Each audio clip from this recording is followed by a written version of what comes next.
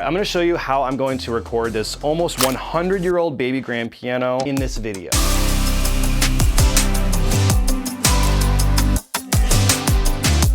So I'm producing a song right now that we are going to be recording live piano. Not only are we recording the live baby grand piano here, but we're also recording upright piano. That's a whole different video that we'll be sharing. So not only am I gonna show you how we record the baby grand piano, but you're also gonna get a front row seat to the actual recording session itself.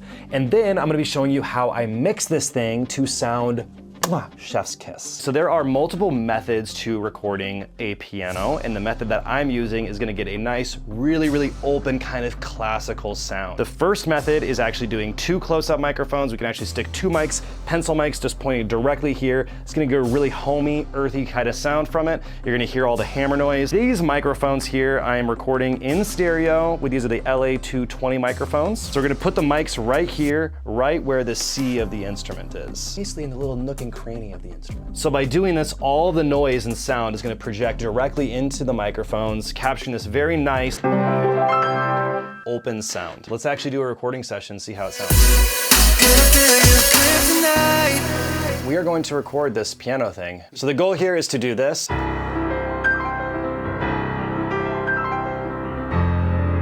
But like actually me playing it, not with the MIDI piano. Can he do it? I don't know, you're gonna have to stay tuned to find out. My favorite thing is this, which is the Logic remote. Yeah, so this thing's awesome because literally I can use it and then like control the session and everything from here. It's pretty rad. So now we're gonna come over here.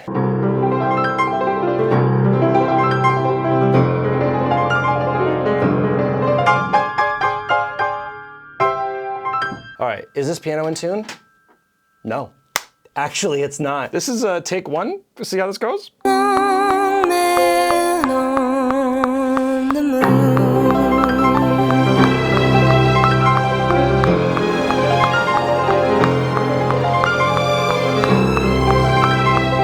This song I'm producing only needs grand piano in two sections, and they're pretty similar, so this is all about getting a few good takes to comp. Y'all, that's just raw. That sounds fantastic. I'm actually super happy with that. I'm actually so happy with that. I mean, I played like crap, but it's all good. We're just gonna do that again.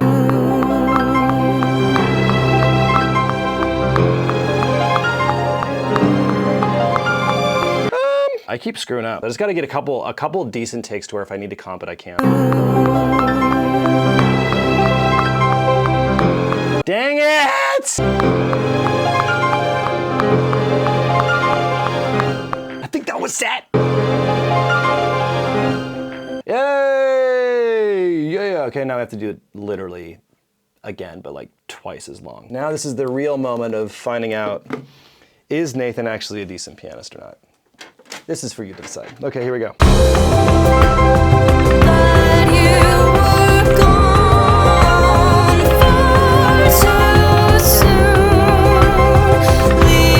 This whole section is very long, and getting good enough takes to comp ended up being extremely difficult with lots of mistakes. My hands are just like, oh, I like feel dead after doing that. What'd I say? Don't suck. Why do I suck so much? No! Ah! Dude. It's like, that's what I'm doing. Like, that doesn't sound good.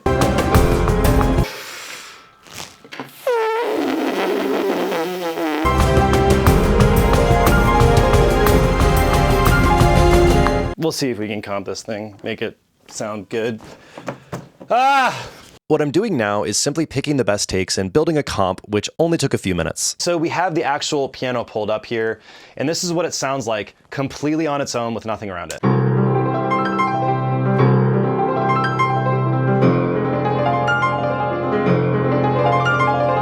So it sounds nice and open, and it gives you that kind of big classically sound. So now we need to talk about how to actually make this thing sound really good, because right now it sounds okay, and certainly for a raw recording this is working, but we definitely need some compression. I want to use some smooth operator, which I'll explain here in a second, and then we need to use reverb to make this thing bloom and blossom like a flower. All right, the very first thing we're going to do is throw on a 2A compressor. I love these compressors. They sound really natural, transparent. We're going to push this up till we're getting a decent amount of compression. We don't want it to sound throbby, but we do want it to sound nice.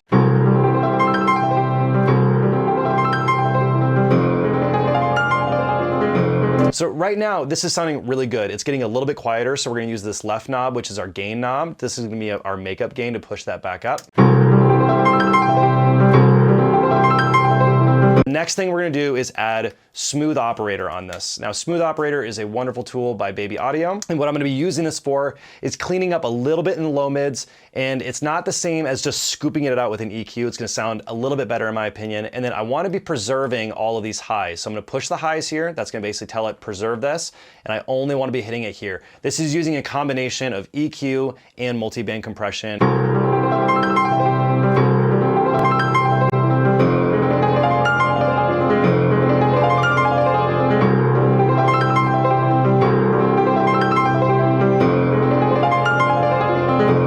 We get less depth in the low mids, but actually that's a good thing because once we throw it in the context of the whole track, take a listen here.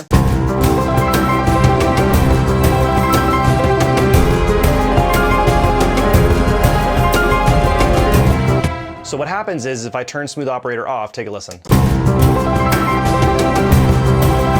On. So by scooping out some of the low mids and kind of preserving some of those uppers, it's making it a little bit brighter and a little bit more crispy, and it's gonna pop through the speakers a little bit more, which is exactly what we want. All right, so the next thing we need to do is add reverb. So for this, I'm going to create a bus, send 100% of the signal over there. We're gonna use east-west spaces 2. We're gonna set this wetness to 0 dB, which just means literally it's 100% volume on the reverb on this bus, and then we'll use the actual fader over here to control the volume. And the default is this Reynolds Basic FRTS 3. I don't know what that means. I don't know what that is, but it sounds really good. So this is the piano with the reverb. We're gonna kind of push it down here.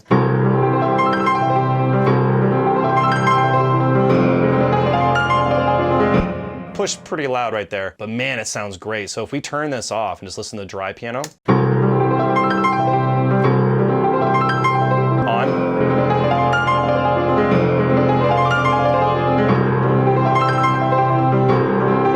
Now that's a lot of reverb, but we'll see how this actually sounds in the context of the track. I'm soloing things out so you can really hear what they're doing, but typically when I'm making these moves and decisions, I'm doing it in the context of the full mix. So let's take a listen to the whole thing together.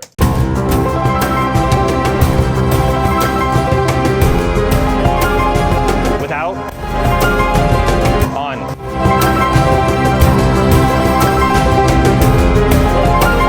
I actually want a lot of reverb on this because I want it to feel like it's this majestic, just ethereal, massive sound. And I think that we're really accomplishing that. But because of the mic position that we used and because of the way that we're treating the piano, it's preserving this feeling of like that classical wide open sound. And that is exactly how we want it to sound.